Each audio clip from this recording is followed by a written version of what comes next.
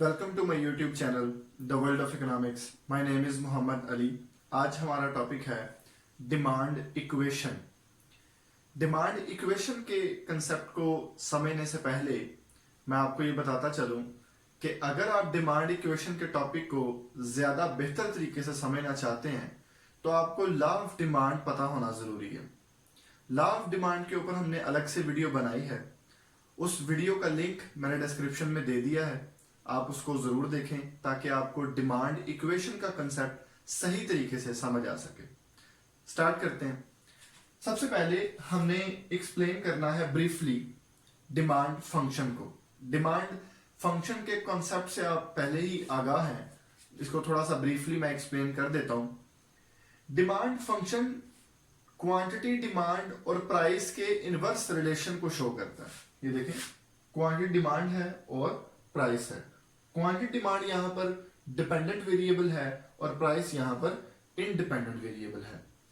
देखें, जो demand function है वो हमें रिलेशन के बारे में तो जरूर बताता है कि डिमांड का और फंक्शन का इनवर्स रिलेशन है, लेकिन डिमांड और फंक्शन किस तरह से इनवर्सली रिलेटेड है, इनका जो इनवर्स रिलेशन है उसका क्वांटम क्या है, ये हमें डिमांड फंक्शन से पता नहीं चलता। उसके लिए उसको समझने के लिए हमें डिमांड इक्वेशन के कॉन्सेप्ट को समझना जरूरी है। अब ये डिमांड इक्वेशन क्या है? डिमांड इक्वेशन का फायदा ये है कि ये हमें ना सिर्फ डायरेक्शन के बारे में बताती है, डिमांड की और प्राइस की इनवर्स रिलेशन है, बल्कि हमें इनके इनवर्स रिलेशन के क्वांटम के बारे में भी बताती है कि इनका जो इनवर्स रिलेशन है उसका क्वांटम क्या है। तो इसको एक्सप्लेन करते हैं। यहां पर देखें, Q से मुराद क्वांटिटी डिमांड है, डिपेंडेंट वेरिएबल है। यहां पर A से मुराद इंटरसेप्ट है। इंटरसेप्ट क्या होता है ये मैं आपको बाद में बताऊंगा। नेक्स्ट हमारे पास देखें, ये नेगेटिव का साइन है। मैंने जैसे कि आपसे कहा था कि डिमांड इक्वेशन हमें इनवर्स रिलेशन के बारे में भी बताती है। तो ये देखें, नेगेटिव साइन हमें बताता है कि इंडिपेंडेंट वेरिएबल P और क्वांटिटी डिमांड के दरमियान जो है वो इनवर्स रिलेशन है। नेक्स्ट हमारे पास जो वैल्यू है वो है B। B को यहां पर हम स्लोप भी कहते हैं या डिमांड कोफिशिएंट भी कहते हैं। कोफिशिएंट कहा जाता है ऐसी वैल्यू को जो किसी वेरिएबल के साथ एसोसिएट होती है, किसी वेरिएबल के साथ जुड़ी होती है। यहां पर देखिए, प्राइस वेरिएबल है, इंडिपेंडेंट वेरिएबल है, और उसके साथ जो वैल्यू है B वो यहां पर स्लोप कहलाएगी या डिमांड कोफिशिएंट कहलाएगी। इनको बड़ी डिटेल से हम डिस्कस करेंगे। नेक्स्ट हम मूव करते हैं। यहां पर मैं आपको डिमांड इक्वेशन में जो दो चीजें हैं, इंटरसेप्ट और स्लोप, इन दोनों को क्लियरली डिफाइन करने के लिए यहां पर मैं इक्वेशन ले रहा हूं। यहां पे quantity demand is equal to 100 minus 5p। यहां पर देखें, मैंने जो इक्वेशन ली है वो एग्जैक्टली डिमांड इक्वेशन की तरह ही ली है। QD A की वैल्यू मैंने यहां पर ली है 100 और B की वैल्यू यहां पर मैंने ली है 5 और P एज इट इज वैसे का वैसे। अब मैंने आपको सबसे पहले इंटरसेप्ट का बताना है। इंटरसेप्ट क्या होता है? देखें, फॉर एग्जांपल यहां पर मैं P की वैल्यू को 0 कर देता हूं। P यहां पर हमारा इंडोजिनस वेरिएबल है। इंडोजिनस वेरिएबल क्या होता है, एक्सोजिनस वेरिएबल क्या होता है, इसके ऊपर काफी डिटेल से मैंने वीडियो बनाई है, वो काफी इंटरेस्टिंग वीडियो है, वो भी आपके काफी काम आ सकती है।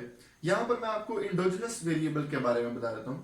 ऐसा variable, a variable which is defined by the model, आप यूं भी कह सकते हैं variable which is given in the equation. तो यहां पर आप देखें, हमारी इक्वेशन में P गिवन है, P हमारा इंडोजिनस वेरिएबल है।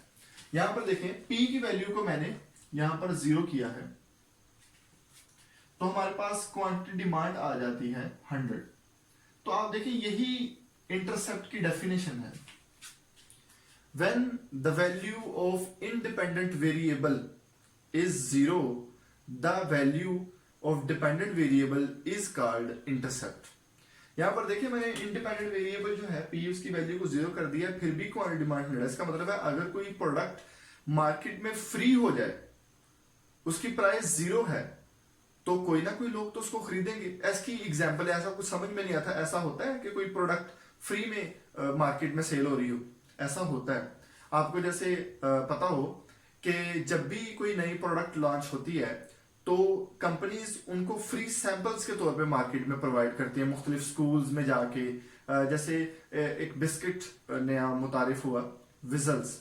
तो विजल्स बिस्किट्स की जो कंपनी है उन्होंने मुख्तलिफ स्कूल्स कॉलेजेस में जाके बच्चों को एज अ फ्री सैंपल के तौर पे वो प्रोडक्ट मुतारफ करवाई।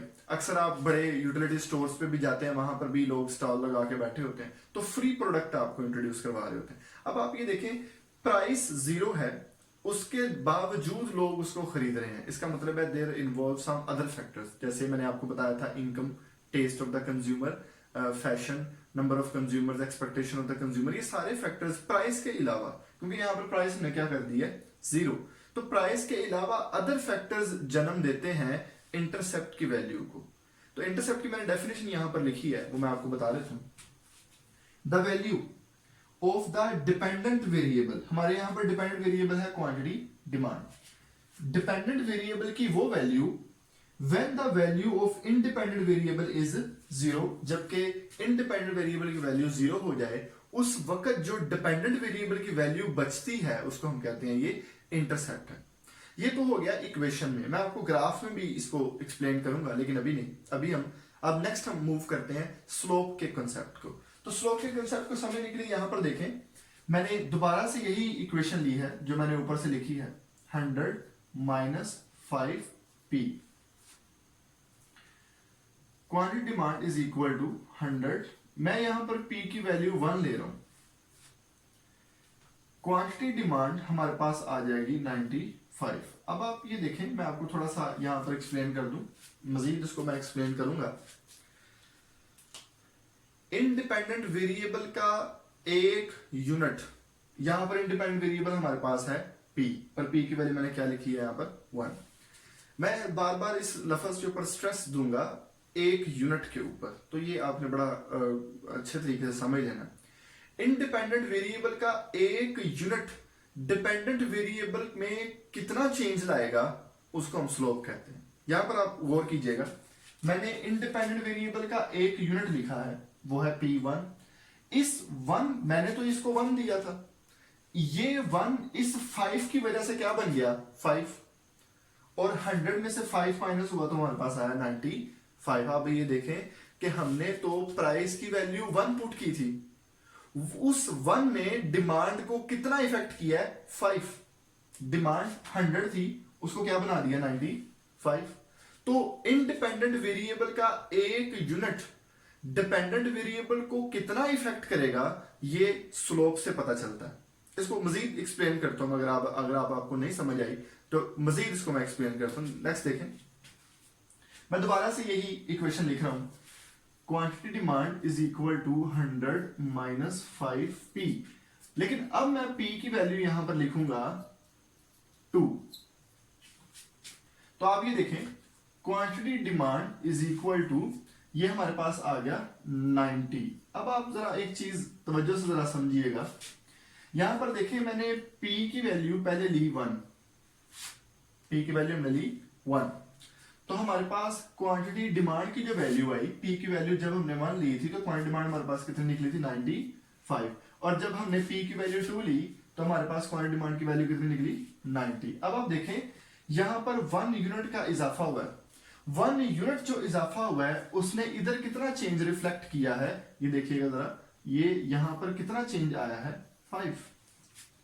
तो इंडिपेंडेंट वेरिएबल का एक यूनिट डिपेंडेंट वेरिएबल में कितना चेंज रिफ्लेक्ट कर रहा है, वो है स्लोप। चलें एक और एग्जांपल लेते हैं, यहां पर देखें, मैं यहां पर वैल्यू पुट कर देता हूं 4, यहां पर मैं प्राइस की वैल्यू ले रहा हूं 4। तो जब मैं इस इक्वेशन में 4 पुट करूंगा तो मुझे बताएं कि क्या आएगा, यहां पर आएगा 80। जब हम इसको सोल्व करेंगे तो हमारे पास आ जाएगा, लेकिन यहां पर आप देखें कितने का चेंज यहां पर रिफ्लेक्ट हुआ है 10।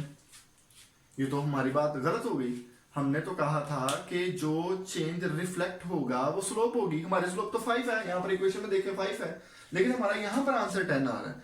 आप गौर करें, मैंने आपको वीडियो के दरमियान कहा था कि जो 1 यूनिट है इंडिपेंडेंट वेरिएबल का वो कितना चेंज रिफ्लेक्ट कर रहा है।